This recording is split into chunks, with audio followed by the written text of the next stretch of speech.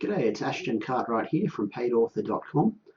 Today we're going to have a look at the premium version of Grammarly. So this is the one you pay for.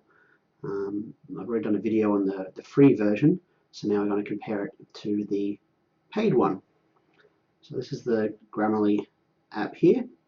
Now rather than going through the demonstration document, I'm going to upload a first chapter or two of a book we're publishing at the moment. It's a supernatural story called Demon Blessed. So what we're going to do is pull that up and test it with a real product.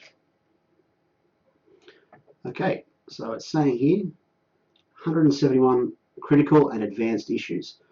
Now if we only had the free version, we'd only be able to see the critical issues. The advanced issues wouldn't come up. Or it'd come up but not tell us, basically. Alright, so we'll have a look here. So the first one here is an instance of passive voice. You can open that up. So the sentence here is, well, two important events occurred on January 15th, 1850. Napoleon was defeated at Waterloo, and I was born in a small town near Devon, England. The sentence appears to be written in the passive voice. Alright, so that's fine. We're going to leave that as it is for now, just because I'm not going to make heavy changes without showing the author what I'm doing, so I don't get in trouble. We'll check out some of the other things that have come up here. As I'm sure you can appreciate, okay, it's suggesting a comma after the sure. So as I'm sure, comma, you can appreciate. That doesn't seem to make sense there, so we'll disregard that one.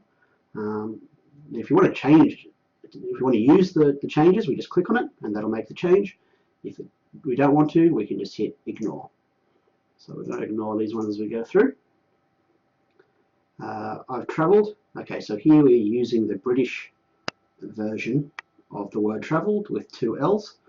It's suggesting we change it to the US version. And since all the things we publish are mainly sold in the US, we do tend to do that.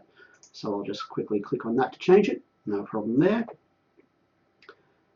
Okay, so it's saying we've got an unnecessary word here. It appears that really causes some redundancy in the sentence. Okay, so I'll just read it out.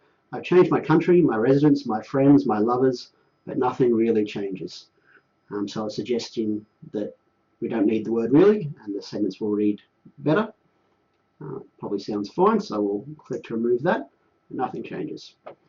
Here we've got the word completely, and it's pulling up an advanced issue. Just let's have a look here.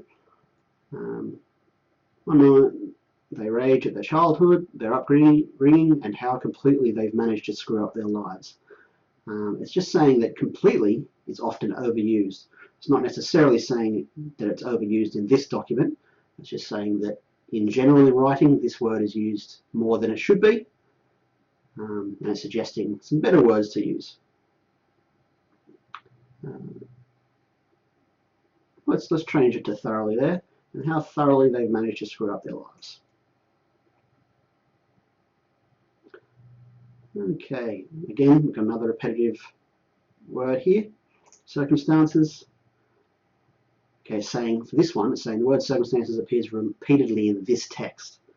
There's nothing, well, a few things more annoying to a reader to be going through a book and read the same word over and over. So it's suggesting we adjust this one.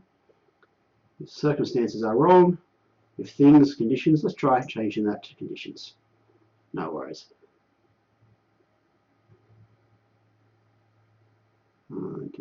My current job as a psychic is a hoot, and I can often be myself with the people I work with. Saying there's a preposition at the end of the sentence, which of course there is. So it's suggesting perhaps that may not be correct. For this sentence, it actually works fine, so we'll leave that as it is. Here's another case of, I presume, a redundant word. It appears that the word absolutely causes some redundancy in this sentence. And the best thing about me is that I appear absolutely ordinary.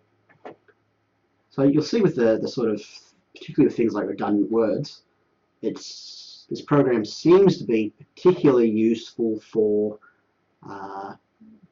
non-fiction text, because if you're trying to communicate something as efficiently as possible, you don't want redundancy in sentences.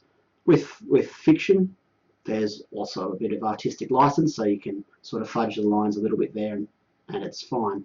But if you're writing any non-fiction work, this sort of thing looks like it'd be really useful. Let's quickly scroll through to some of the more interesting ones. Okay, so here's a situation where saying we should add an extra comma, type O, comma. So of course that's me. So, comma, of course. Appears you're missing a comma. Yep, no worries. So saying comma here and a comma there makes perfect sense. Oh. So now this is a document that came up flawless on Microsoft Word. So as you can see, it picks up a lot of things that Word doesn't, even if we don't necessarily use all the changes it suggests. Overall, I think it's a pretty interesting program. I definitely have to play around with it a lot more before I decide whether it's worth keeping. What I'll do is I'll include a link to Grammarly. It's definitely worth trying out at least the free version and seeing how it works for you. And if you do get the paid version, I think you've got a week to try it out, and if you don't like it, they won't charge you for it, or they'll refund your money or something like that. So it's probably worth giving it at least a look at, particularly if you do a lot of writing. Anyway, that's all from me today. Thanks very much for watching.